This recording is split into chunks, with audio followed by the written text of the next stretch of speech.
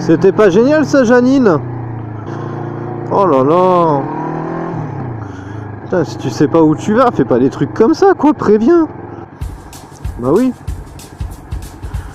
Allez, on échange de côté. Allez, salut. Y'a plus personne dans la voiture. Tu tires la caisse. Hop, personne va le voir. C'est toi, Pogo? Y'a moyen qu'on s'arrête pour prendre une photo? Ouais, si tu veux. Allez, go.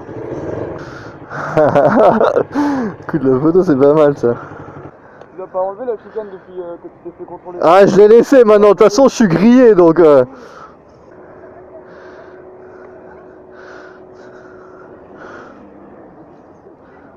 Merci beaucoup. Ça marche. Quand on te croise avec les autres, Ouais. comme ça ils auront leur photo aussi. Bah, je me rebaladerai. De toute façon, demain, je suis dans le coin, donc si jamais... Ok, bah, Ok. bonne journée à toi. Ça marche, à plus tard. Putain, la Ducat, là.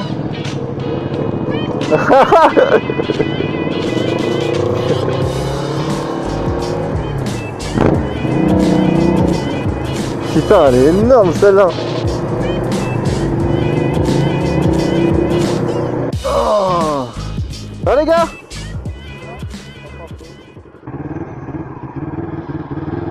Allez, Beyoncé, là. Oh, la cage. Ah, les mecs, ils sont énormes. Regarde le feu rouge. On bat les couilles.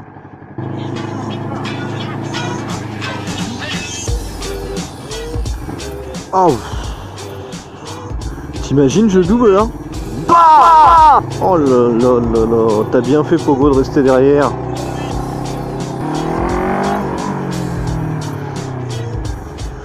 Ça, c'est moyen, ça, mon grand.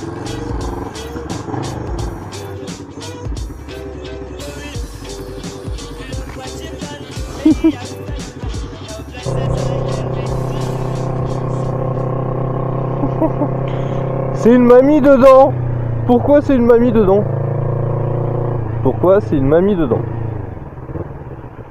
Pourquoi? Est-ce qu'on peut me dire pourquoi? Là, il y a une grosse rafale, je me fous en l'air.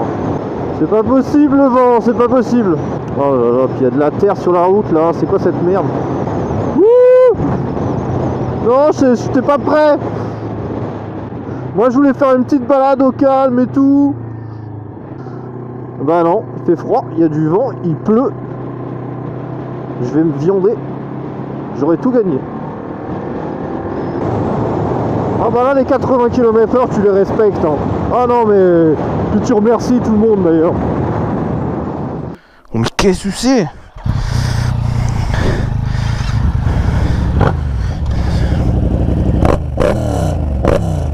Ah, crapaud wish.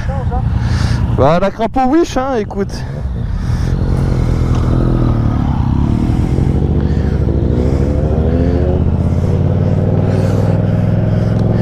C'est bon, j'ai tout attaché, ouais.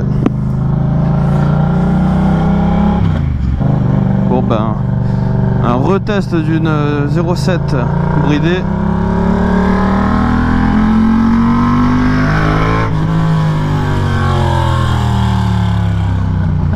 Putain, il a le guidon un peu plus bas là.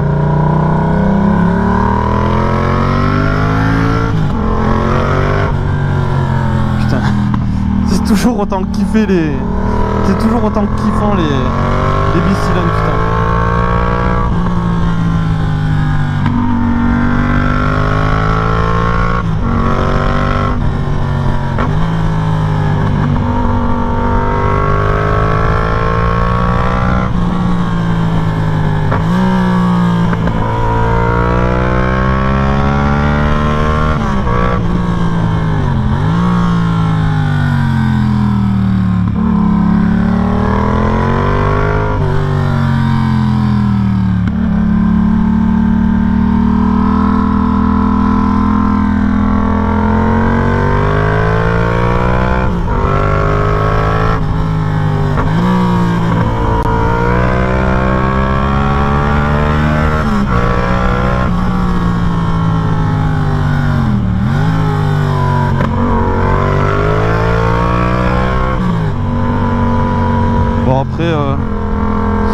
recette hein.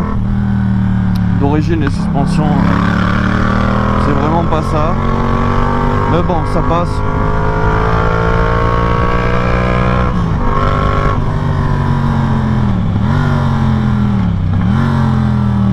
Oh là là, c'est beau. Dommage qu'il y ait un peu de vent et qu'on n'a pas non plus trop le temps. Ça, j'aurais passé l'après-midi à faire du drone là.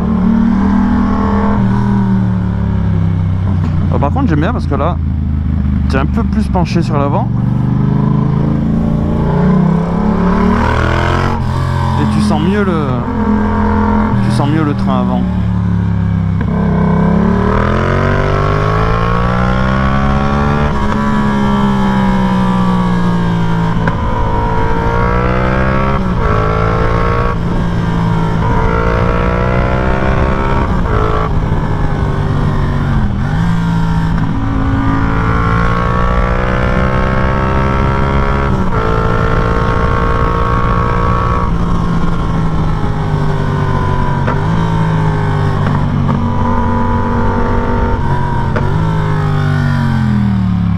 Là, tu vois, le virage traître.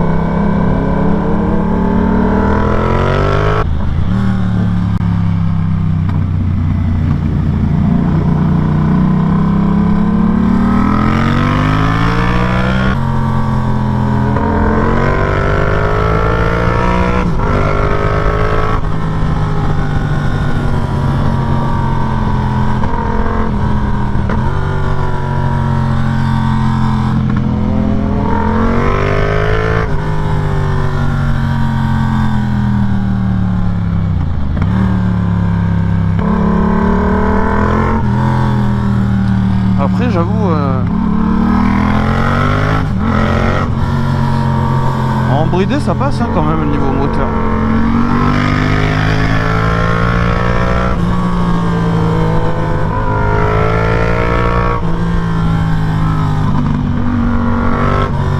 Tant que tu restes dans les mi-régimes, franchement ça passe. Oh pardon, ça passe plutôt pas mal.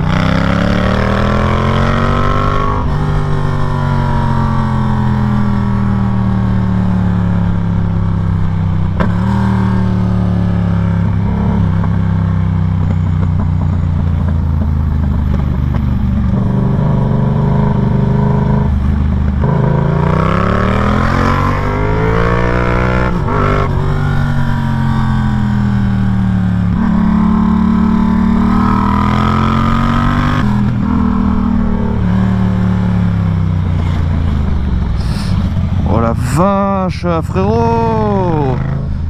Frérot! Putain, tu m'as chié, frère!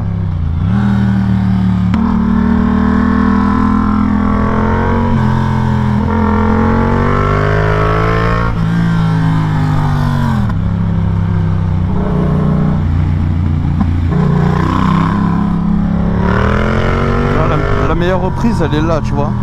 Entre 4 et 6 là, j'ai l'impression que c'est là où ça reprend le mieux, tu vois. Ah ouais.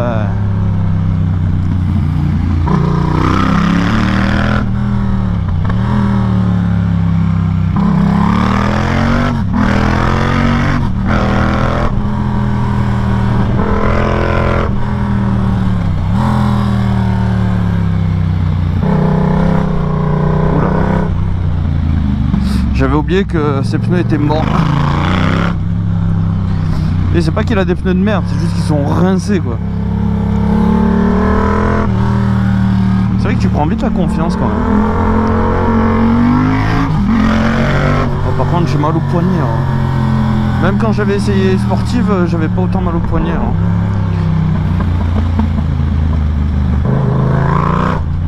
Ah, c'est le meilleur. Ah putain, ce bruit du bicylindre qui reprend par régime. Oh là là. Oh là là là là là.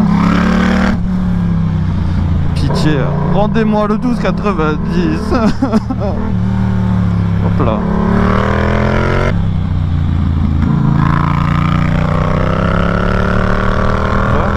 Même à bas régime en 4ème, ça repart bien. Hein.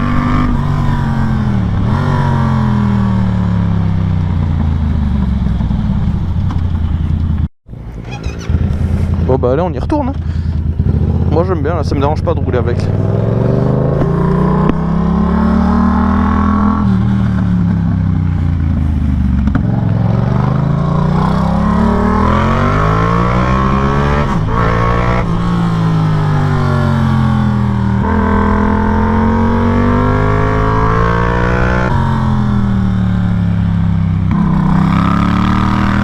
En 3 à 4000 ça repart de suite.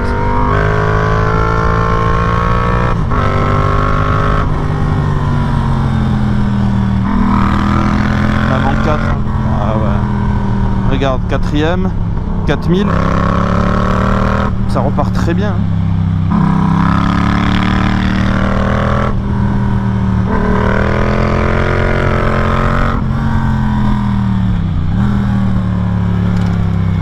Alors faut pas, putain, faut pas que j'oublie qu'il a les pneus rincés.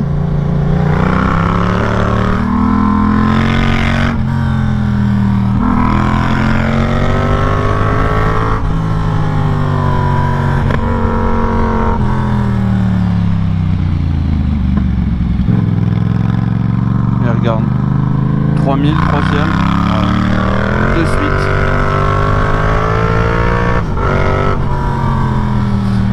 Après voilà, je vais pas dire que elle est mieux qu'une autre moto en A2 ou quoi, tu vois. Ouais, j'avais eu l'occasion d'essayer le CB650F, celui que j'avais avant. Quand je l'ai revendu, je l'ai bridé en A2. Et franchement, c'est un 4 cylindres, mais ça marchait vraiment très bien aussi, tu vois, en A2. Après... voilà, 2500 elle a du mal, normal. En vrai, chaque moto a ses avantages et inconvénients, tu vois. Genre voilà, les MT, on le sait tous, tu vois, châssis, suspension, c'est pas ça. Le châssis, ça peut passer, c'est pas ouf, mais ça peut passer. Les suspensions d'origine, c'est un peu trop mou. Problème que je n'avais pas avec la CB. Problème que tu n'auras pas avec une Triumph, par exemple. Ce Triumph, on sait que... même la 660 en A2, bah, elle est très bien équipée, donc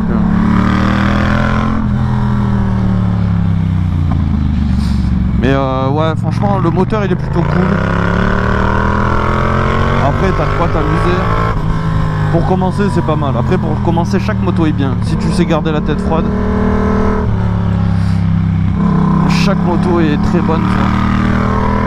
Faut juste garder la tête froide et savoir ce qu'on veut en faire.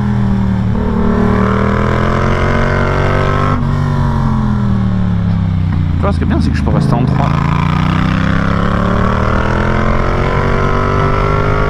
Avec la 09, je serai en 2, tu vois. Et là, avec la 07, je reste en 3. Voilà, je force pas, je roule tranquille.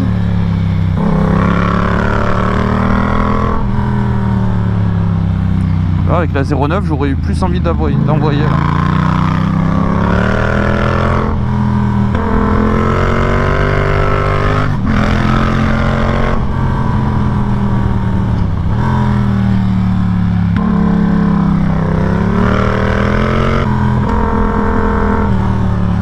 J'avoue que j'ai les oreilles là qui pleurent, mais bon.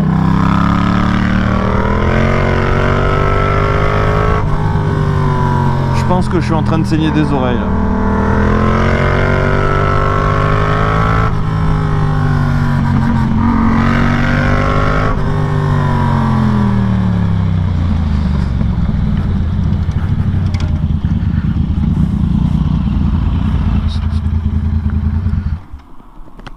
Franchement, je me régale, je pourrais rentrer avec. Hein.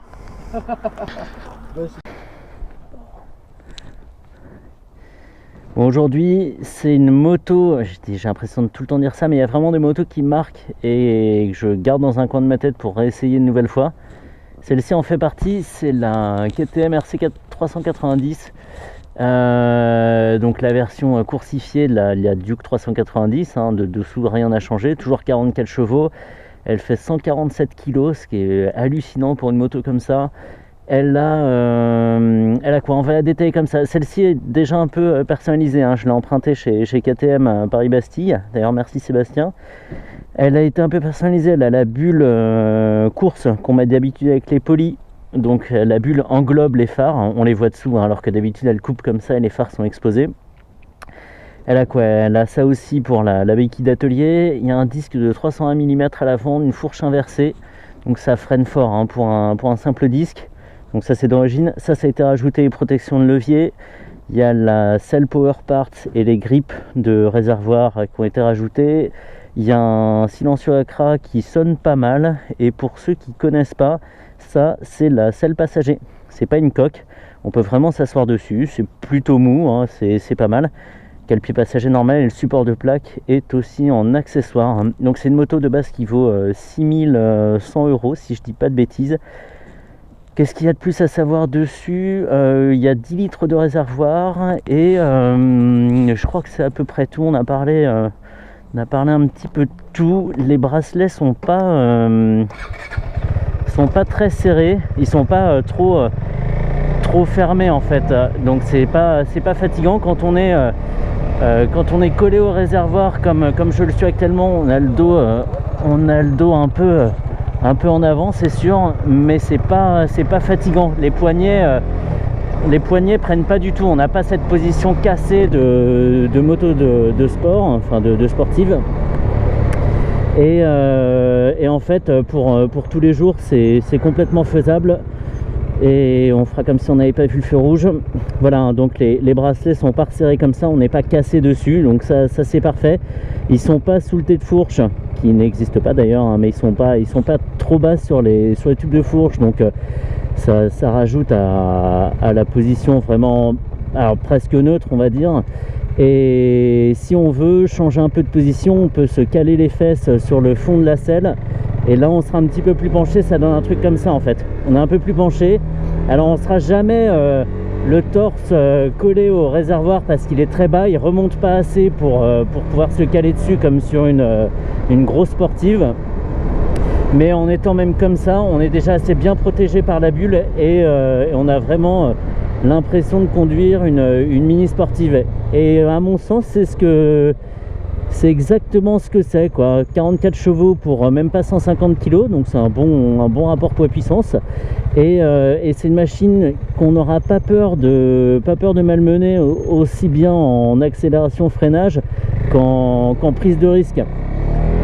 On n'aura pas peur de la pencher, d'aller chercher un petit peu la limite.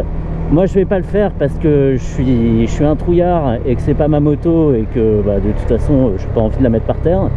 Mais c'est une moto, même avec ses performances modestes, qui fera progresser beaucoup, je pense, en conduite sportive, entre guillemets.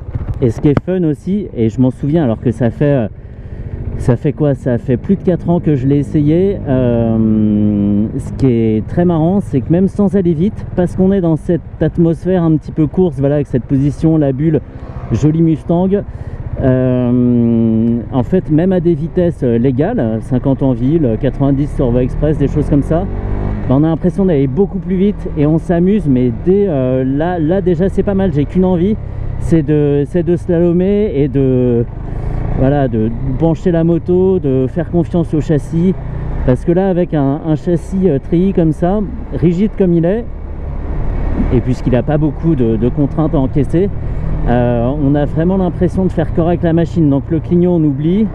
Pourquoi je vais te doubler? Ah oui, et forcément hein, faut oublier les bonnes manières, puisqu'on a envie que d'une chose, c'est de conduire comme une patate. C'est quoi? C'est un Z1000SX ça? Alors je vais m'accrocher derrière, on va aller jusqu'à 200.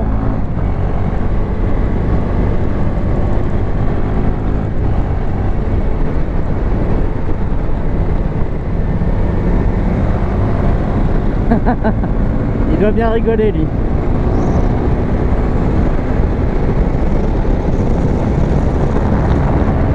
Voilà, là on est assez vite là. On est dans la bulle. On va ralentir un tout petit peu. Mais en fait fait, même si on est quasiment à la Vmax de la moto, on n'a pas peur parce que tout suit en fait. Châssis, frein, c'est un peu, il n'y a aucun rapport entre les deux machines, hein, mais c'est un peu comme avec la Street Twin qui peut aller à 170-180. Et même à ces vitesses-là, bah, le châssis n'est pas désuni. Et je parle aussi bien pour les deux, hein, du coup. Il faut aussi prendre ça pour celle-ci. Voilà. Même en approchant de la vitesse max, celle-ci, elle doit faire 170 ou 180 en Vmax.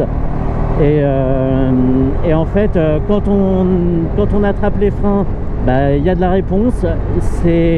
Voilà, c'est efficace, c'est pas débordé. Et c'est bien parce que c'est pas le tout de mettre un moteur de 400 cm3 dans une partie cycle légère pour avoir des performances sympas, mais il faut que tous les périphériques aillent avec quoi. Et là c'est le cas.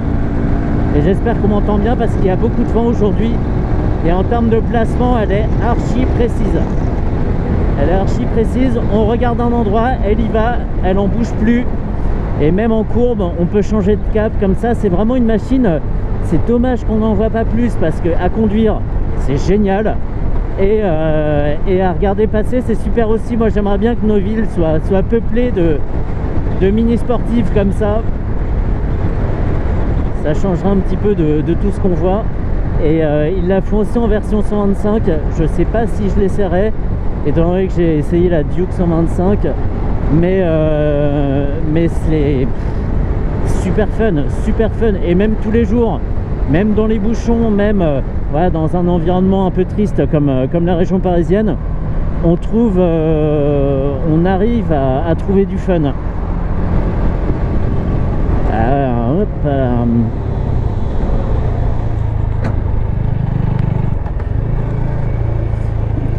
Là on le voit pas, mais j'ai le genou qui frotte par terre là, c'est la folie.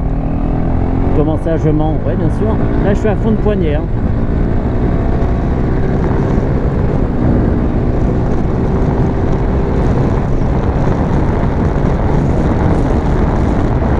C'est sympa.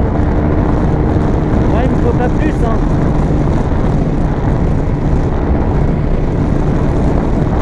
Je vais avoir l'air d'un taré. Couché sur une petite moto comme ça, je m'y crois.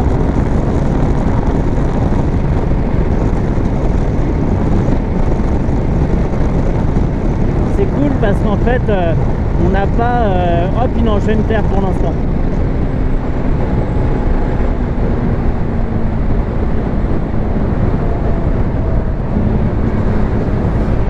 On n'a pas à gérer une puissance phénoménale comme sur la, je sais pas moi, de position comme ça. La première sportive qui me vient à l'esprit, je sais pas pourquoi, hein, c'est la S1000 RR. Et en fait, c'est des motos sympas parce qu'elles sont très pointues, mais il faut des compétences de taré pour les exploiter bien comme il faut. Et ça, en fait, on n'a pas une puissance de dingue à gérer. On n'a pas peur parce qu'il n'y a pas de poids non plus. On va pas se faire entraîner, voilà, ni au freinage, ni en courbe et tout. Et en fait, on a l'impression d'exploiter la machine à fond. On cravache. Moi, ce que j'aime, c'est tourner à poignée à fond. Hein. Je sais pas, je pense que beaucoup de montards sont comme ça. Mais tourner la poignée à fond sur un gros cube, bah, c'est perdre son permis. Bon là je l'ai perdu aussi, hein, mais vu la vitesse où j'étais, et il pouvait même garder la moto avec là. Mais voilà, c'est des motos, alors oui, on en fera le tour, je pense, en un an d'utilisation, oui, tu approches des limites de la moto, mais elle sera toujours fun. Elle sera toujours fun à conduire. Quand tu montes dessus, tu es sur une petite sportive, c'est pas... voilà, il y a un petit truc qui se passe, quoi. Ça te met en condition et l'amusement est là, clairement. Ah oui, point négatif, enfin négatif, on s'y fait, hein, c'est peut-être moi qui suis trop petit pour ça, mais quand on monte sur la moto, moi j'ai tendance avec ma jambe qui passe au-dessus de la selle à m'accrocher sur la selle passager justement, soit parce qu'elle est trop haute, soit parce qu'elle accroche trop. Mais j'aime pas comment on monte sur cette moto. Il y a un truc qui coince. Je pourrais passer mon temps à faire ça. Juste ça, juste le débile à avoir le nez dans la bulle et zigzaguer. Ça me ferait ma journée, quoi. Et deuxième C'est un petit défaut quand même, faut en parler, parce que chez KTM maintenant il y a du TFT un peu à tous les étages. Et là on est resté sur l'écran, le même écran depuis le début de la moto en fait, hein. C'est un cristaux liquide. Certes il est très complet, on trouve tout ce qu'on veut, mais maintenant c'est vieillissant. C'est vieillissant, ça se rapproche un peu des combinés qu'on trouve sur les motos de course.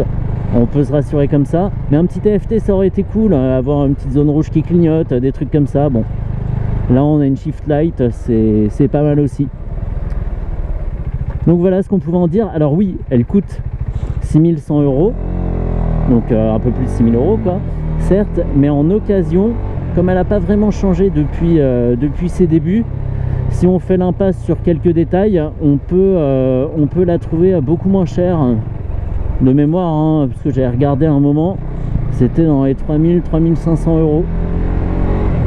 Donc franchement, pour une machine comme ça, moi je signe tout de suite, hein. Je signe tout de suite. Il n'y a que le mono qui peut vibrer un petit peu si on se fait avoir à trop redescendre en régime. Il cogne un petit peu, ça c'est sûr. Mais bon, on tombe en rapport, ou on met un peu plus de gaz et c'est vite oublié, hein. C'est pas... Voilà quoi. Aïe aïe aïe. Me fait bouffer par un MP3. Misère.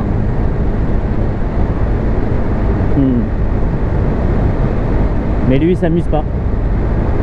Donc voilà ce qu'on pouvait dire de la RC390. Vraiment une moto qui mériterait d'être plus connue, plus vue, même plus essayée, parce que même comme ça pour une petite demi-heure c'est quand même super fun, et ça dépayse vraiment quoi. C'est une mini moto de course sans la peur de faire tomber une moto à 15 ou 20 000 balles quoi, ou plus hein, même hein. Mais voilà quoi, on tente des choses. Hop.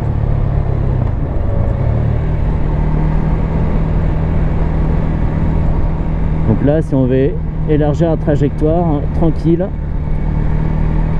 et si on veut la resserrer, tranquille aussi. Hop.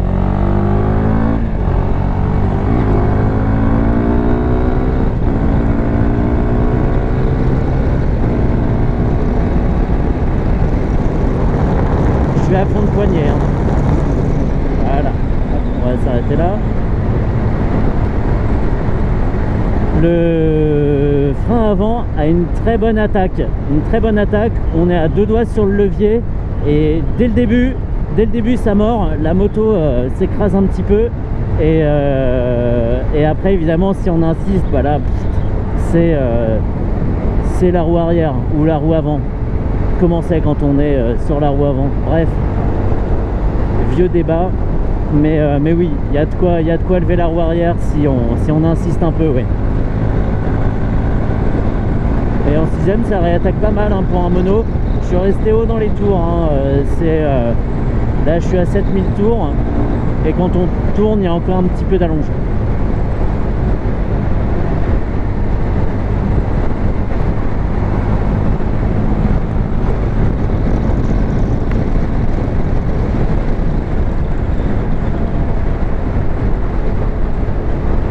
Donc voilà, on peut en rester là pour la RC390. C'est du fun en barre, vraiment trop bien, vraiment trop bien. Après je conçois que on puisse ne pas aimer les couleurs criardes, l'aspect un peu comme ça, voilà, taillé à la serpe du design, mais c'est vraiment une moto, il n'y a pas vraiment de concurrent. Peut-être la R3, ça existe ça chez Yam? C'est possible, peut-être la R3, faudra essayer, ouais. Et voilà, à part ça, franchement, top.